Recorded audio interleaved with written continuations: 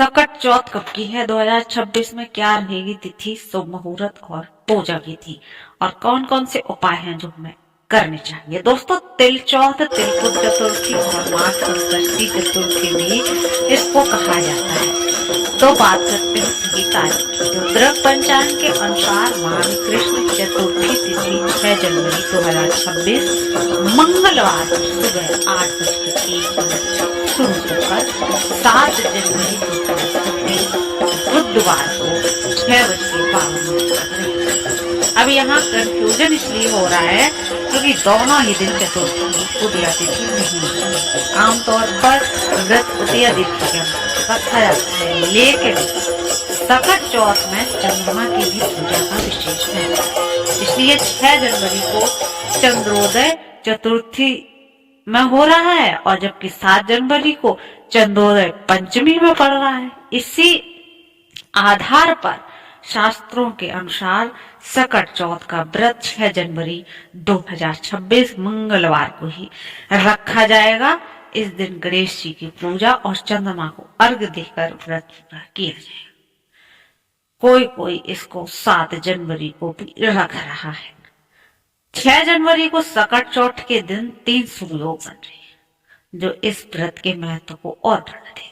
6 जनवरी को अगर आप रख रहे हैं तो सुबह 7:15 से 12:17 तक प्रीति योग है। फिर सुबह से लेकर रात 8:21 तक, इसके बाद आयुष्मान योग का आरंभ हो जाएगा।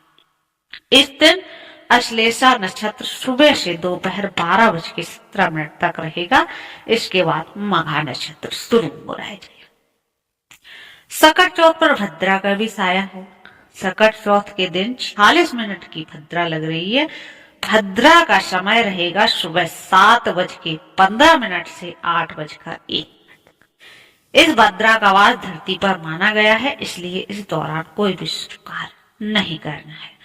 सकट चौथ की पूजा भद्रा समाप्त होने के बाद ही आप करिए। और अगर आप 7 जनवरी को रख रहे हैं व्रत, तो फिर हमने एक और पहले इससे वीडियो बनाई थी, वो आप देख लीजिए। सकट चौथ का आई बटन में आपको मिल जाएगा इसका लिंक। सकट चौथ के शुभ मुहूर्त की बात करें तो भगवान गणेश की पूजा के लिए सबसे शुभ मुहूर्त है सुबह 9:51 से 1:45 तक। इसके अलावा ब्रह्म मुहूर्त 5:26 से 6:21 तक। अभिजीत मुहूर्त 12:06 से 12:48 तक। तो इस दौरान आप पूजा कर सकते हैं। और पूजा कब नहीं करनी है? 3:03 से 4:21 तक आपको पूजा नहीं करनी है। इस दौरान राहु काल है। अब बात करते हैं पूजा विधि की। तो सकट चौथ के दिन सुबह स्नान करके साफ वस्त्र पहन के संकल्प ले लीजिए व्रत का। दिन में घर में पूजा स्थान को साफ करके चौकी पर भगवान गणेश की प्रतिमा स्थापित कर लीजिए। गणेश जी को रौली, अक्षत, फूल और दूर्वा अर्पित कर दीजिए। इसके बाद उन्हें जो आपने तिल के लड्डू बनाए थे या तिलकुट हैं तो उनका भोग लगा दीजिए। इस दिन तिल का बहुत विशेष महत्व। धूप दीप जलाइए अब और श्रद्धा से गणेश मंत्र या फिर संकष्टी गणेश व्रत की आप कथा पढ़ लीजिए। दिन भर व्रत रखने के बाद शाम को चंद्रमा जब निकले उसका इंतजार करिए और फिर उसके बाद चंद्रोदय होने पर चंद्रमा को जल में कच्चा दूध, फूल और अक्षत मिलाकर अर्घ्य दे दीजिए और उनसे परिवार की सुख, शांति और संतान की रक्षा की फिर कामना कीजिए। इसके बाद गणेश जी को प्रणाम कर व्रत को पूर्ण करके और प्रसाद खुद ग्रहण कीजिए और फिर सब में प्रसाद को वितरण कीजिए। वैसे सकट चौथ के दिन चंद्रोदय रात को 8:54 पर होने वाला है।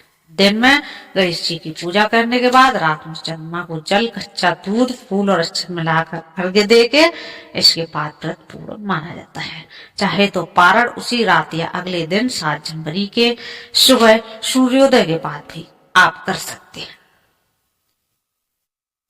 तो दोस्तों, जो ये तिलकुट चौथ है, नए साल की शुरुआत में ही सकट चौथ 2026 को लेकर जो कंफ्यूजन है आपका दूर हुआ होगा। अगर आप 6 जनवरी को रखेंगे तो सिर्फ चंद्रोदय में आपका जो है चौथ रहेगी, और अगर आप 7 जनवरी को रखेंगे तो पूरे दिन आपकी जो है चौथ रहेगी, लेकिन जब चंद्रोदय होगा तब आपकी पंचमी लग जाएगी। तो अब आप कोई 6 जनवरी को रख सकता है, कोई 7 जनवरी को रख सकता है, दोनों ही दिन आप अपने अनुसार कर सकते हैं इस व्रत को। दोस्तों, इस व्रत को करने से घर में सुख शांति और जो है अपने जो बच्चे होते हैं उनकी रक्षा के लिए लोग इस व्रत को करते हैं।